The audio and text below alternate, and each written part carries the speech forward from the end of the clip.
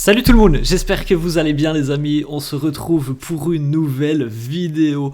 Merci à tous ceux qui sont présents sur la chaîne, merci à tous ceux qui s'abonnent, merci à tous ceux qui lâchent des petits pouces bleus, ça fait hyper plaisir d'avoir autant de soutien.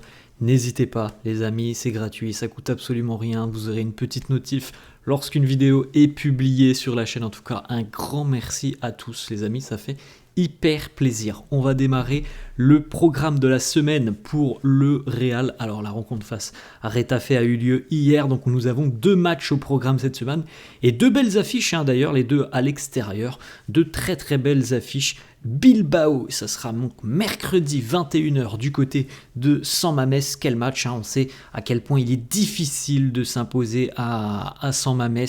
Voilà, c'est une très belle affiche. Et puis samedi, déplacement chez une équipe qui participe et joue la Ligue des Champions à l'heure actuelle. Gérone, qui est un petit peu moins en forme quand même que l'année dernière, mais ça reste une équipe très surprenante, très joueuse.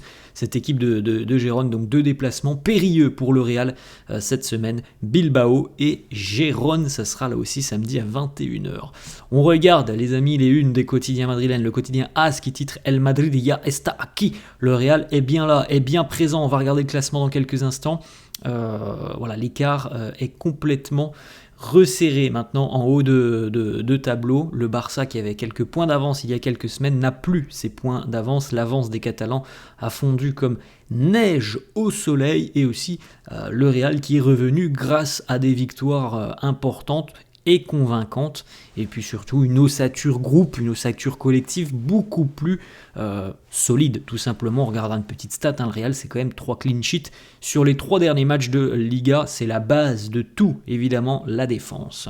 La une du quotidien Marca qui titre Ya están ahí, oui nous sommes là, nous sommes bien présents. Le Real s'impose 2-0 hier face à Retafe, et donc le Real remet une forte pression sur le Barça, puisque voilà le classement les amis, le Barça 34 points après 15 matchs. On rappelle une nouvelle fois que le Real compte toujours un match en retard, ce fameux match face à Valence dont nous n'avons pas encore la date précise, donc potentiellement le Real pourrait être en tête de la Liga, mais bon, voilà, ça c'est de l'hypothétique. On verra déjà quel sera le bilan de ces 2 rencontres à l'extérieur. Petite information, le Barça joue aussi 2 fois à l'extérieur, et comme pour le Real, ce sont 2 déplacements très compliqués pour les Blaugrana. Le Barça va jouer à Majorque et à Séville face au Betis.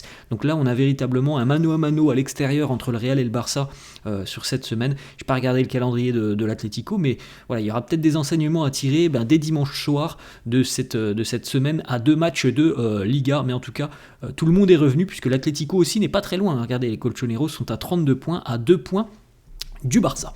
La victoire hier 2-0 pour le Real face à Retafe, au terme d'une prestation convaincante, alors surtout sur la première période. Je pense qu'en seconde mi-temps, Carlo d'ailleurs l'a annoncé en conférence de presse hier, il l'a dit, je pense qu'on était un petit peu émoussé physiquement sur la seconde mi-temps. Retafe s'est créé des situations, il y a eu la frappe sur le poteau notamment, il y a eu des frappes assez dangereuses devant le but de Thibaut Courtois en seconde mi-temps, mais le boulot avait été fait en première période où Retafe n'a tiré qu'une fois en première mi-temps, et le Real a eu une maîtrise totale sur la première période sans avoir trop un surplus d'occasion. Il n'y a pas grand chose en première période. Il y a le but sur penalty de Bellingham, et il y a le but de Kylian Mbappé, mais sinon on n'a pas trop d'occasions en première période, parce que comme on l'avait dit avant la vidéo, cette équipe de Retafe c'est la 2e meilleure défense de Liga, c'est une équipe qui est relativement bien organisée, donc il me semble qu'hier sur la première période il n'y a que 4 tirs pour le Real, mais il y en a quand même 2 qui terminent au fond, penalty et le beau but d'ailleurs de Kylian Mbappé. J'espère que ça va lui faire beaucoup de bien,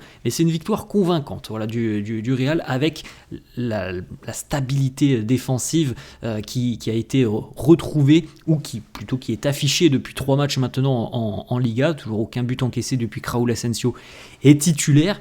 Voilà, ça c'est la base de tout. L'attaque, ça viendra. Si la défense est solide, ça va aider évidemment l'attaque. C'est ce qui se passe en ce moment. Petite information, donc voilà, sur les 3 derniers matchs de Liga pour le Real, donc Osasuna, Leganés et Retafe, c'est 3 matchs, 3 victoires, 9 buts inscrits, 0 encaissés, 3 clean sheets consécutifs pour les hommes de Carlo Ancelotti. Petite déclat d'ailleurs de Carlo sur son impression générale après cette rencontre. Il nous dit: "Ha sido un partido bien controlado y ganado con mérito.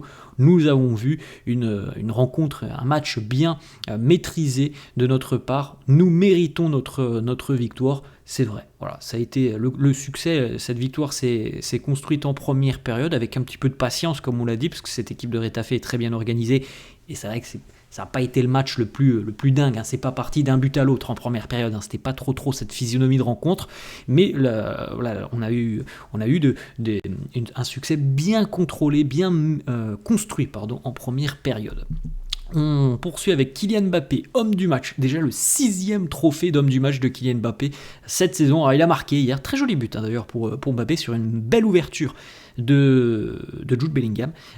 Pour une fois, il n'était pas hors-jeu sur cette situation. Il a pris de vitesse le défenseur de Retafe dans le dos. Et ensuite, ça c'est un très joli but, hein. C'est la classe, hein, d'envoyer ce ballon enroulé pied droit au deuxième poteau. C'est de la finesse technique.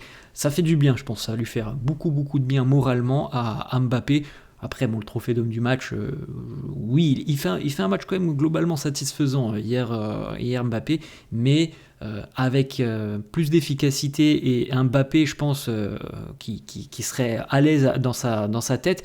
Hier, c'est triplé. Il a trois situations où il doit marquer encore une fois hier, et notamment une en fin de match où il fait une action en soliste, un appui remise, genre je sais plus qui lui remet le ballon, peut-être Fran Garcia mais c'est pas sûr, et il la met à côté. C'est vraiment dans le temps additionnel, et franchement hier avec un peu plus de confiance, je pense que c'est un Mbappé qui marque un triplé. Bon, il en met déjà un, c'est déjà très bien, ça va lui faire, j'espère, beaucoup de bien. Là on a une grosse semaine, notamment le match à Bilbao, ça va pas être simple non plus pour Mbappé. Regardez, ça c'est le but de Kylian. Il est très loin, hein. C'est un but qu'il inscrit de l'extérieur de la surface de réparation. Il est véritablement excentré, il va nous mettre un très bel enroulé. D'ailleurs vous voyez à la position du pied d'appui et de sa frappe aussi pied droit, vous voyez le bel enroulé qui va nous mettre de l'autre côté de David Soria, le gardien de Retafe. Mbappé sur les réseaux sociaux, voilà, à la Madrid, je pense que ça lui fait beaucoup de bien d'avoir marqué hier. Petite déclat de Carlo sur Mbappé, il nous dit il a très bien joué, il marque un but très important, il a été très actif sur cette rencontre, c'est ce que l'on veut voir de lui. Mbappé évidemment hier positionné ailier gauche évidemment, puisque Vinicius n'est pas présent à l'heure actuelle, donc il était dans sa position préférentielle, et comme le dit Carlo, oui, un match où on a vu beaucoup d'activité de la part de Kylian Mbappé. Thibaut Courtois, le portier du Real, qui nous dit Mbappé c'est un joueur qui a de grandes qualités, c'est comme une bouteille liquide à l'intérieur, et lorsque ça sort, lorsque on l'agite, et bien d'un coup ça peut sortir. C'est ce qui se passe avec lui. Espérons que ça soit le début pour Kylian Mbappé du renouveau entre guillemets d'une vraie série où il est buteur, où il est impactant sur les rencontres. Prochaine échéance mercredi face à Bilbao. Thibaut Courtois d'ailleurs a joué son 250e match sous les couleurs du Real Madrid hier, 250e match avec le clean sheet pour le portier belge. Fran Garcia, lorsqu'il est sur le terrain, Fran Garcia c'est 690 minutes cette saison du côté du Real, 3 buts encaissés lorsqu'il est sur le terrain, 23 buts inscrits. Sincèrement, à l'heure actuelle, là, à l'instant T, pour moi, hein, il y a débat entre Fran Garcia et Ferland Mendy. Alors, on a vu que Ferland avait été utilisé en milieu de semaine. Fran a été utilisé la semaine dernière en Liga face à Leganés. Il a été utilisé aussi hier. Donc, il y a cette alternance, mais selon moi, hein, Fran a toute la légitimité à l'heure actuelle pour démarrer les gros matchs, puisque le gros match c'est face à Liverpool, c'est Ferland Mendy qui l'a démarré. Selon moi, Fran a toute la légitimité pour démarrer les gros matchs à l'heure actuelle. Je le trouve véritablement très bien, et de ce depuis même le début de saison, alors que Ferland est un peu dans le dur, je trouve. Donc franchement, pour moi, Fran Garcia à l'heure actuelle devrait et mériterait de démarrer les grosses rencontres. Carlo, justement, qui évoque le dossier Fran Garcia, il nous dit il a beaucoup de qualités, je l'apprécie énormément. Nous devons aussi nous rappeler que nous avons remporté 2 Ligues des Champions avec Ferland Mendy. Oui, certes, on a gagné 2 Ligues des Champions avec Ferland Mendy. Maintenant, le football, ça ne se base pas uniquement sur ce qui s'est passé il y a quelques semaines ou quelques mois en arrière. À l'instant T, comme je viens de le dire, pour moi, Fran à l'heure actuelle, il est devant Ferland Mendy. Autre petite statistique, Dani Ceballos, encore une fois utilisé en tant que titulaire hier, Dani Ceballos, et une prestation de nouveau convaincante. Pour lui, 90 minutes, 94% de passes réussies, 89 passes réussies, donc c'est le record du match. 110 ballons touchés, 10 passes qui permettent d'entrer dans le dernier tiers du terrain adverse, 6 sur 8 pour les longs ballons, 6 récupérations de balles, 2 interceptions, 7 duels gagnés sur les 10 qu'il a disputés et 3 fautes obtenues. Match très solide de Dani Ceballos. Ça fait beaucoup de bien, je pense, pour lui d'être utilisé en tant que titulaire. Et je trouve que ça apporte beaucoup aussi au niveau du milieu de terrain. Raúl Asensio face à Retafe hier, 90 minutes, 92 ballons touchés, 95% de passes réussies, 9 dégagements, 1 interception, un tacle salvateur, dernier joueur, 1 sur 1 pour les longs ballons complétés, un dribble réussi, 5 duels gagnés sur les 6 et 3 duels aériens remportés sur les 3 au cours de cette rencontre. Encore une fois, une prestation solide de Raúl Asensio. D'ailleurs, on l'a dit tout à l'heure, les 3 matchs pour le moment en Liga où Rudiger et Asensio ont été alignés, et bien c'est 3 clean sheets. Arda Güler et Jude Bellingham qui sont venus féliciter d'ailleurs Raúl Asensio sur les réseaux sociaux, Arda Güler qui lui a laissé ce petit message "What a player" et Jude Bellingham "different".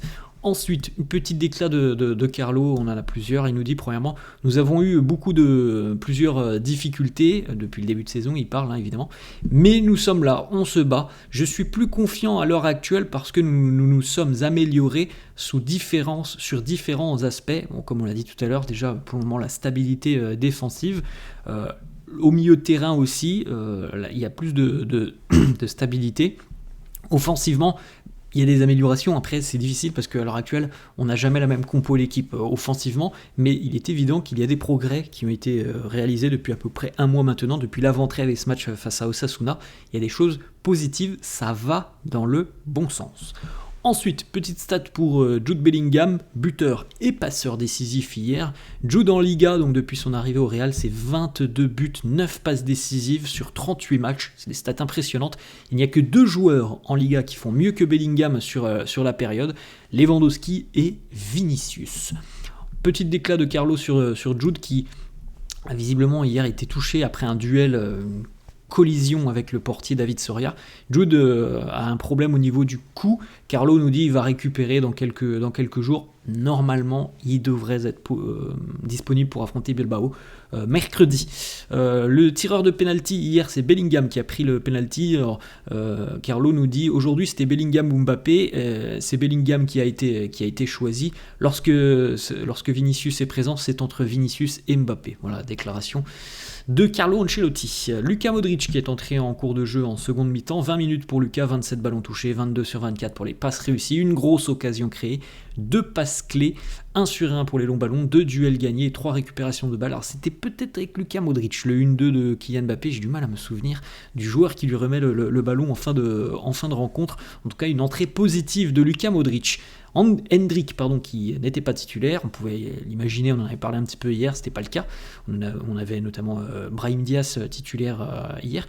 Ancelotti qui nous parle d'Hendrick, qui nous dit: je ne voulais pas faire un changement à 2 minutes de la fin parce que Mbappé était très dangereux et que Brahim et Arda aidaient beaucoup en défense. Donc encore une fois, Hendrick a fait banquette sur cette rencontre. Bon, je pense qu'il aurait pu entrer un petit peu plus tôt dans la rencontre. On était, je pense, un petit peu émoussé à partir de l'heure de jeu. On était un petit peu émoussé et connaissant Hendrick qui déménage beaucoup, je pense qu'il aurait pu faire du mal à cette équipe de Retafe sur la dernière demi-heure ou les 20 dernières minutes. Rodrigo qui a joué à peu près un petit peu plus d'une heure hier. Rodrigo n'était pas à 100% aujourd'hui, c'est la déclaration de Carlo. Il nous dit: il a joué 1 heure, j'ai aimé ce que j'ai vu, il sera encore mieux pour le prochain match. En tout cas, c'est une bonne nouvelle, une très bonne nouvelle. On rappelle que Rodrigo devait être blessé jusqu'à la fin d'année, il est de retour alors qu'on est le 1er décembre, donc ça c'est une très très bonne nouvelle. Il a été actif hier, Rodrigo, et ça aussi c'est positif. Vinicius présent hier, évidemment pas sur le terrain, mais Vinicius était là pour récupérer notamment son trophée de joueur du mois de novembre. Bon, le retour n'est pas encore acté pour Vinicius, il faudra attendre encore une bonne quinzaine de jours pour Vini avant de le revoir. Voilà les amis, la fin de cette vidéo, j'espère que ça vous a plu. N'hésitez pas comme d'hab à lâcher un petit pouce bleu, merci à tous ceux qui le font. N'hésitez pas à vous abonner à la chaîne, je vous souhaite une très très bonne journée et je vous dis à la prochaine. Ciao.